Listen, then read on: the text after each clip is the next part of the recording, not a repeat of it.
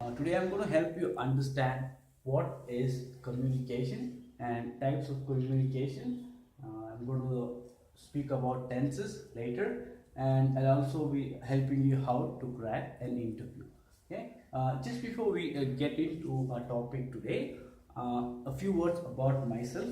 My name is Suhas, and I completed my graduation in the year 2013. And right after that, I joined a company. It's a BPO company by name Infosys. Over there, I worked as a customer service executive. I worked there for 6 months, and my manager and my team leader were very happy about my English speaking skills and my communication. So I got promoted as a voice and accent trainer, which is a privilege to be working as a voice and accent trainer. So it's not an easy job what you get. So I was very happy doing that kind of a job role. And for the past 2 years, I've been working as a freelancer from my home, right from here. Yeah. So that's about all about myself. So let's discuss about today's topic. So what is communication? So can anyone help me out? What you mean by communication? Communication is interacting with each other. Correct. Communication means to give our ideas. Okay. Valid point. Yeah. It's a valid point. Yeah. I clearly agree with both of you. Yeah. Okay. So when we speak about communication, it is successful transferring of messages from one place to another, and it also includes messages and also information from one place to another. So if you want to communicate, there must be two parties, the first one being the sender and the next is the receiver. So the role of these two parties is the sender must be able to send his messages or the information which he wants to convey to the receiver successfully. And the role of receiver here is to receive whatever message or the information is being sent by the sender. He must be able to receive it successfully and also reciprocate the same. Okay? Yeah, this is about a simple introduction to communication. Okay? Yeah, and the next thing what we're going to be looking at is types of communication. Okay, just before we go into types of communication, let's see how communication started and how it evolved, and now how people are communicating. So let's speak about the history of communication, how people started communicating with each other, and how uh, this the term communication has evolved over the years, over the past few years.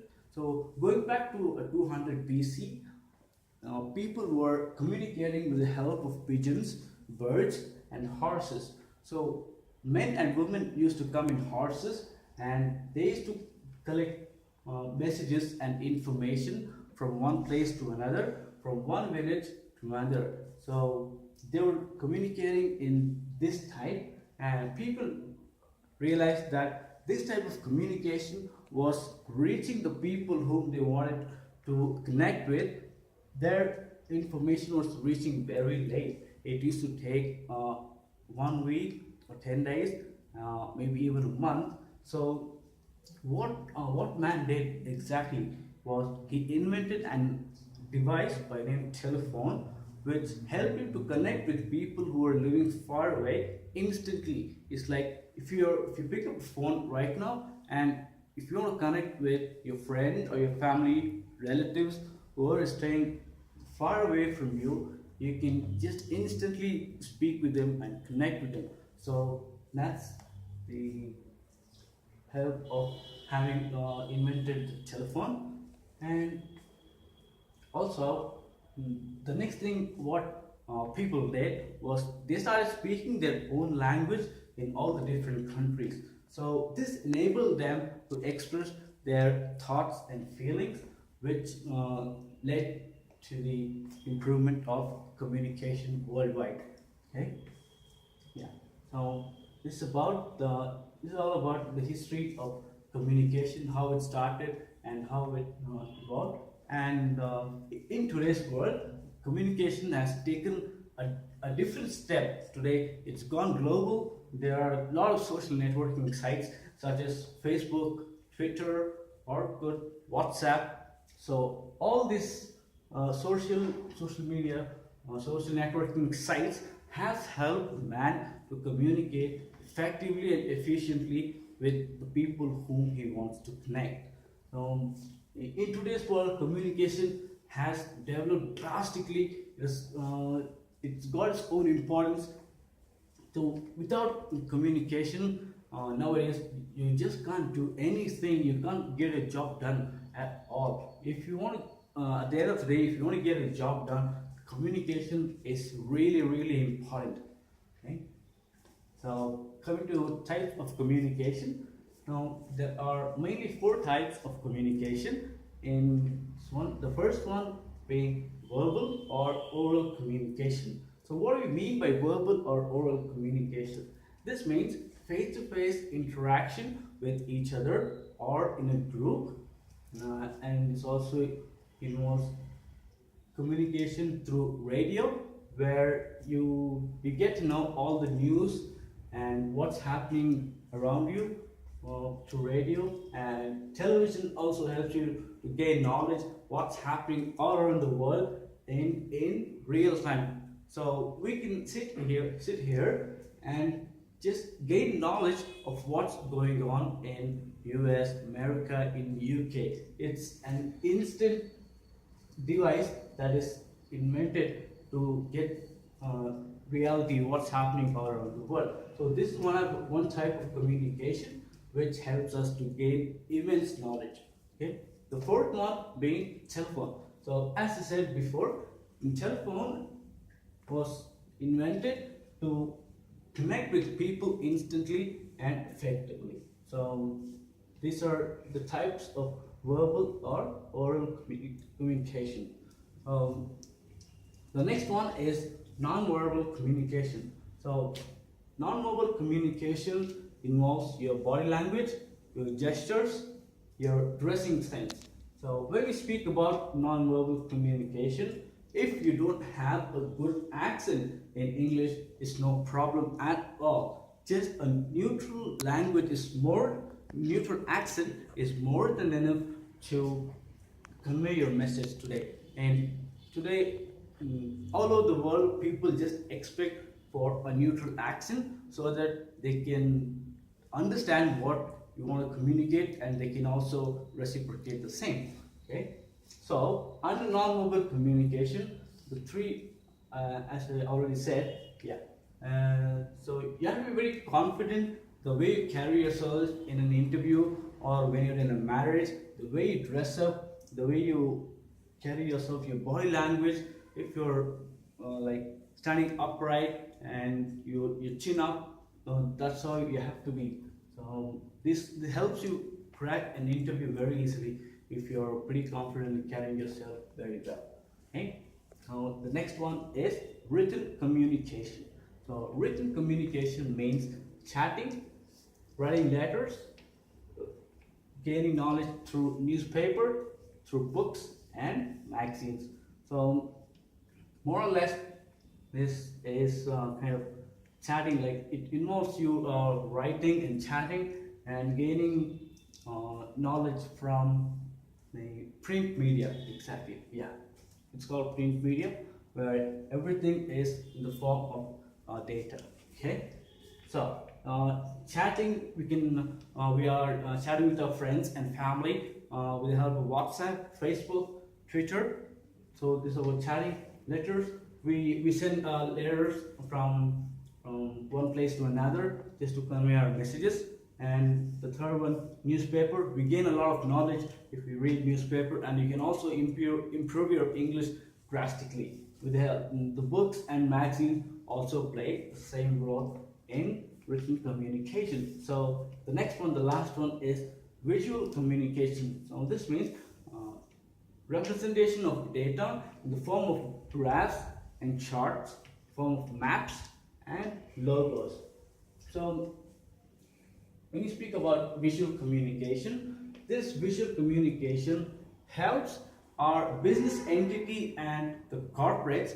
How this going to help our business entity and corporates is you see, if a company is running under loss, if a company is running in profit, this visual communication helps the business entity to find out where exactly the company is standing with the help of graphs and bars, just like this. Let me try to let me give you a small example. So this is how it's going to be represented. So here is 2014, 2015, 2016. Okay, so for the year 2014, the profit was, say, just a rough estimate on just 10 lakhs. In 2014 it was 10 lakhs, and in the year 2015 it came down to 5 lakhs,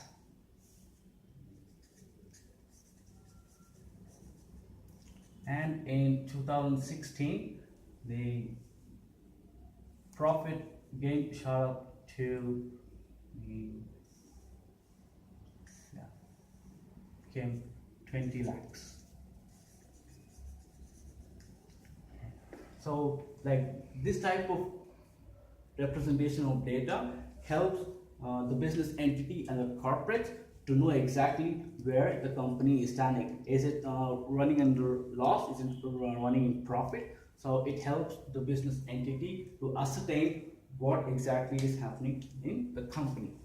Okay, so that's all about communication. And the next topic I'm going to talk about is how to crack an interview. The main thing when you attend an interview is that you be in formals. Like your body language is very important in an interview. You must be able to impress your HR in such a way that they like you very much. The main thing is 95% of the communication is your body language, and if you don't have good accent, it's no problem at all. If you're able to carry yourself strongly, confidently, your chin up, your body language suggests that are you ready to work or you're not. So the HRs and the managers can just come to know with your body language if you can work for them or not. Yeah. So just one more thing about the interview is that please have a pleasant smile on your face when you're attending an interview, because smile is a beautiful thing that you can give a person. Okay. Yeah. And next topic is the last one. I'm going to help understand what are tenses. Okay?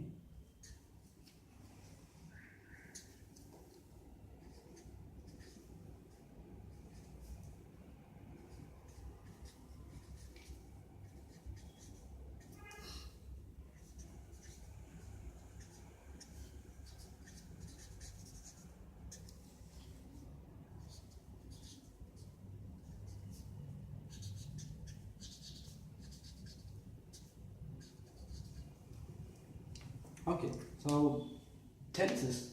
So when we talk about tenses, there are three tenses mainly in English grammar. The first one is called the present tense, the past tense, and the future tense.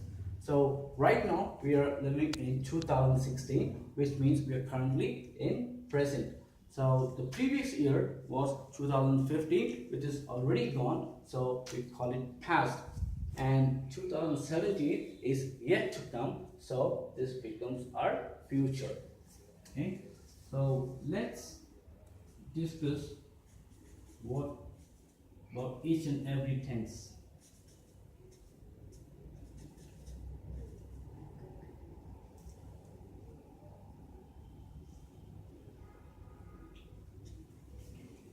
So past tense means any activity or the position of a verb or a sentence has already finished, and that's called past tense. The activity has already happened.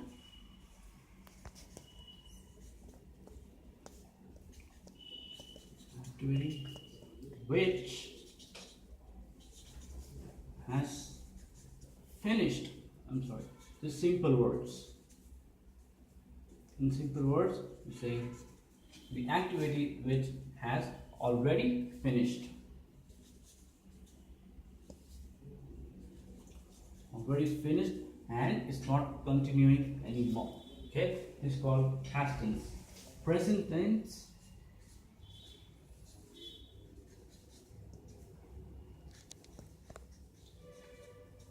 Present tense means any activity which is going on currently is called present tense. So any activity which is going on currently is called present tense. It's neither taken place in the past or it's going to be taking place in the future. It is taking place right now. So we call it present. Right now. Future.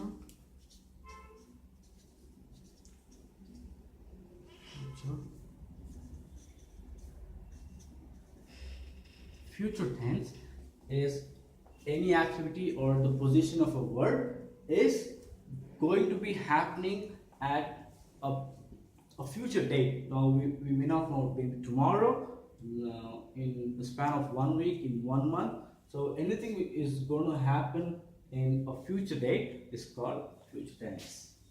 It's still not happening. It has still not happened and it's not happening right now also. It is going to happen in the future. We call it as future tense.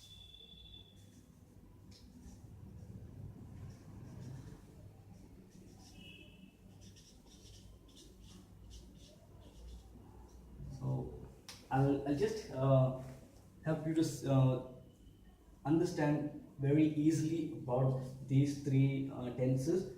Like there are different types of tenses in each and everything. So I'll just brief you roughly. So whichever is important. Okay. So the first one is past perfect. So let's take the sentence. The wind blows the hat away. So in a past perfect, this sentence is reiterated as the wind blew the hat away. The wind blew the hat away. So in this sentence you can clearly understand that the wind has already blown the hat away and it's not continuing. It's already done. It's already completed in the past. Right? That is past perfect and past continuous. Continuous is this sentence. The wind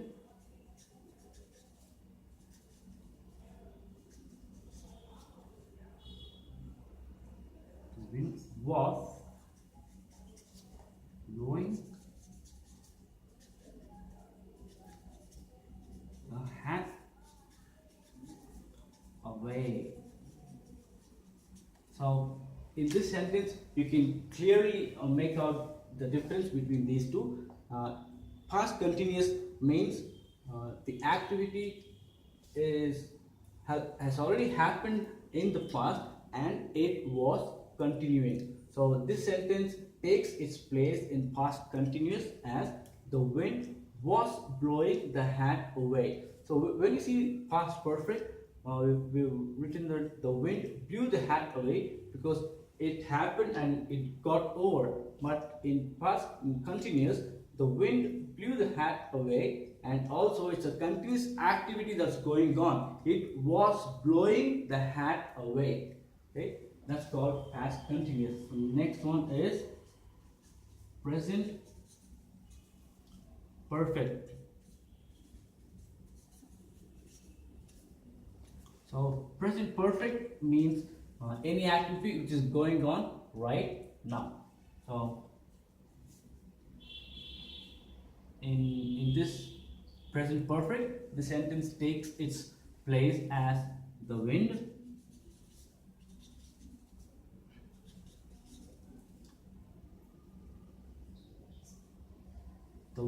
is blowing. I'm sorry, the wind blows the hat away.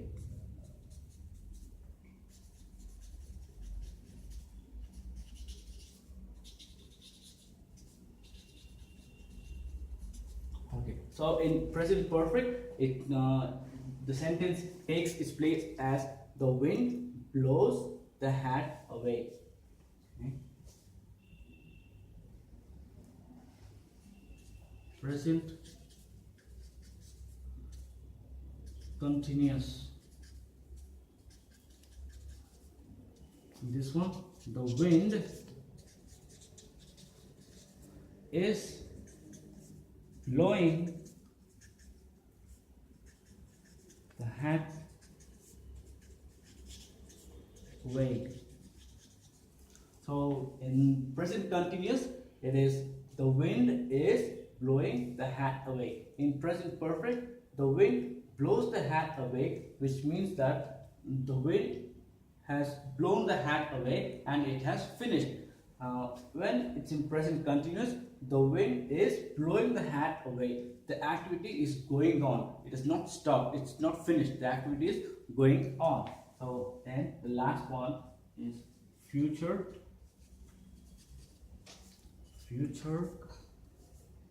continuous.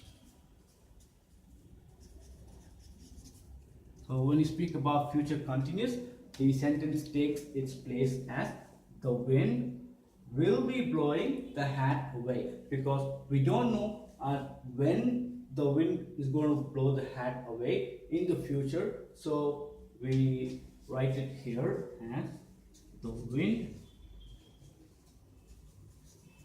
will be blowing the hat away. So tenses is a very easy concept in English. If you see, it's not that difficult. So the future continuous, the sentence takes its place as the wind will be blowing the hat away, because we do not know the exact time frame when it's going to blow the hat away. So because we're not sure when the activity is going to happen, so we just keep it simple by saying the wind will be blowing the hat away in future. Okay? So that's all about tenses. So today we discussed about what is communication, introduction of communication, its definition, and types of communication. And I also spoke to you on how to crack an interview, and we also discussed about tenses. Okay. So yeah, I hope I'm clear to you, and it was a pleasure making this video. So thanks a lot for giving me an opportunity to speak today. I hope you like it. Thank you.